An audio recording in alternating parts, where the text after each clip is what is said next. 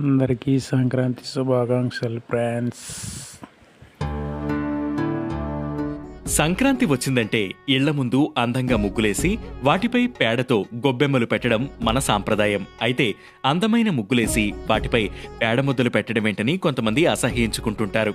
కానీ దీనికి కూడా మన సంస్కృతి ఓ అందమైన అద్భుతమైన వివరణ ఇస్తుంది. అదేంటో ఇప్పుడు చూద్దాం.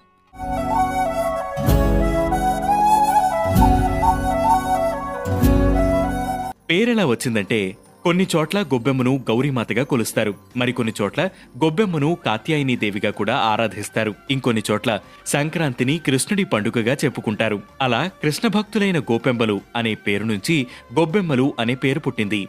పేడతో తయారు చేసిన చిన్న చిన్న ముద్దలైన గొబ్బెమ్మలు కృష్ణుడి భక్తులైన గోపికలకు సంకేతం. ఈ ముద్దల మీద కనిపించే రంగుల పూలరేఖలు, పసుపు కుంకుమలు పుణ్య స్త్రీలకు సంకేతం. అందుకే పేడ ముద్దలను గొబ్బెమ్మలుగా కొలుస్తూ పండగ రోజు వివిధ రంగులతో ముగ్గులు వేసి అందులో పెడతారు. వాటిని పసుపు కుంకుమ పూలతో అలంకరిస్తారు. ముగ్గు మధ్యలో పేడతో గొబ్బెమ్మలు పెట్టడం ద్వారా ఈ భూమి మీదున్న దేన్ని అసహించుకోకూడదనే భావనను మనలో పెంపొందించడమే ఈ గొబ్బెమ్మ సాంప్రదాయం ఉద్దేశం. ప్రతిదీ మనకు ఆ ప్రకృతే ప్రసాదించింది. అసహ్యమైన పేడను కూడా అద్భుతంగా మలిస్తే అది గొబ్బెమ్మవుతుంది. సాధారణంగా గొబ్బెమ్మలను ఆవు పేడతో చేస్తారు. అందులోనూ పేడను నేలపై పడకుండానే తట్టల్లో పట్టి ఆ పేడతోనే గొబ్బెమ్మలు చేస్తారు. ఎందుకంటే ఆవును ఎంతో భక్తి శ్రద్ధలతో పూజించే హిందువులు ఆ ఆవు విసర్జించే పేడకు కూడా విలువిస్తారు. ఆ పేడను పవిత్రంగా చూస్తారు.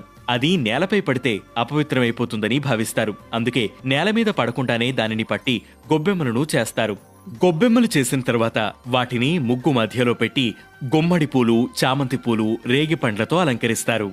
గొబ్బియలోయ్ గొబ్బియలోయ్ కాయ కాయ కాసిందంట, ఏమి కాయ కాసిందంట, రాజుగారి తోటలో జామకాయ కాసిందంట, అవునాటే అక్కల్లార చంద్రగిరి భామల్లార. గొబ్బెమ్మల చుట్టూ తిరుగుతూ మహిళలందరూ కలిసి గొబ్బెమ్మ పాటల్ని పాడడం వెనక కూడా వ్యష్టి కంటే సమిష్టి గొప్పదని చెప్పే ఉత్కృష్టమైన ఉద్దేశం దాగుంది. పూర్వకాలంలో ఈ పాటల ద్వారా స్త్రీలలో ఆరోగ్య చైతన్యాన్ని కలిగించే ప్రయత్నం జరిగేది. కాళ్లగజ్జి కంకాలమ్మ, వేగుచుక్క వెలగా మొగ్గ, చెమ్మాచెక్క చారిడేసి మొగ్గ వంటి పాటల్లో ఒక్కో జబ్బుకు ఒక్కో ఔషధ సూచన కనిపిస్తుంది.